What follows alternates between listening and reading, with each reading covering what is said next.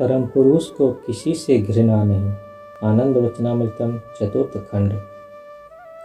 यदि मनुष्य इस बात को याद रखे कि मैं परम पुरुष के विस्तृत देह का अंश हूँ, तो उसे चाहे कोई कुछ भी कहे, कितनी भी गाली क्यों न दे, मनुष्यों की दृष्टि में चाहे कितना ही छोटा, मूर्ख या गरीब क्यों न हो, पर उसके मन में किसी प्रकार की ग्लानि नहीं रहेगी और न ही रह सकेगी।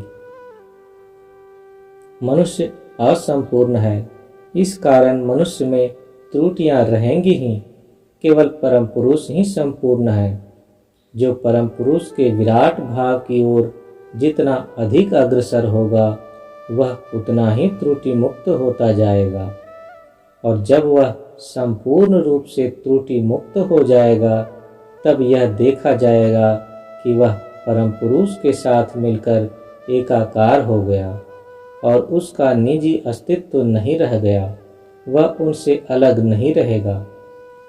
स्वाभाविक स्थिति में मनुष्य जब तक साधक है, अर्थात जब वह परम पुरुष की ओर अग्रसर हो रहा है, उनसे मिलकर एक नहीं हो गया, तब तक उसमें छोटी बड़ी त्रुटियां तो रहेंगी ही। उन त्रुटियों में से किसी को हम पाप कहते हैं, किसी को पातक और किसी को प्रत्यवाय कहते हैं। समाज उनकी निंदा करता है या उनसे घृणा करता है।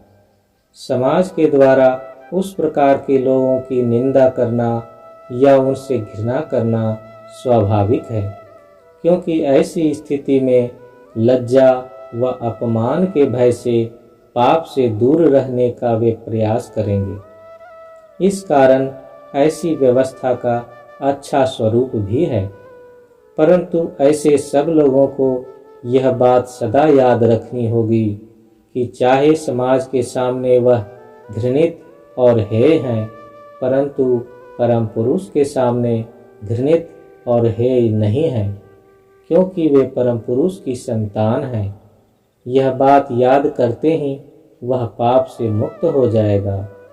पाप से मुक्त रहने का सबसे सरल तरीका यही है कि वह हमेशा इस बात को याद रखे कि वह परम पुरुष की संतान है। पृथ्वी के सब लोग मुझे हतभाग्य समझकर भगा देंगे, परंतु परम पुरुष की गोद में मुझे स्थान मिलेगा ही। यही मेरा जन्मगत अधिकार है। इस कारण किसी भी अवस्था में किसी भी मनुष्य को किसी प्रकार से परम पुरुष के साथ उसका जो संपर्क है, उसमें किसी प्रकार की ग्लानि को प्रश्रय नहीं देना चाहिए। अर्थात यह नहीं सोचना चाहिए कि भगवान मुझसे घृणा करेंगे। वह किसी से भी घृणा नहीं कर सकते, क्योंकि तुम उनकी स्नेह संतान हो। संतान यदि अन्याय करे तो माता पिता उस पर शासन करते हैं, पर घृणा नहीं करते। इसी कारण परम पुरुष शासन कर सकते हैं, परंतु घृणा नहीं कर सकते।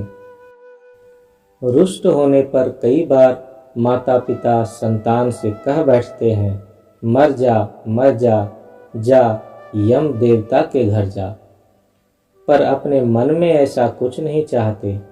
वह तो केवल जबान की बात है, मन की नहीं, क्योंकि जिस संतान से कुछ पहले ही वह गाली गलौज कर रही थी, वही माता कुछ क्षण बाद संतान का कष्ट देखकर परम पुरुष से अनुनय विनय करती है, और उसके मन में बार बार यह शंका उठती है कि भगवान क्या होगा, मेरे बेटे का क्या होगा।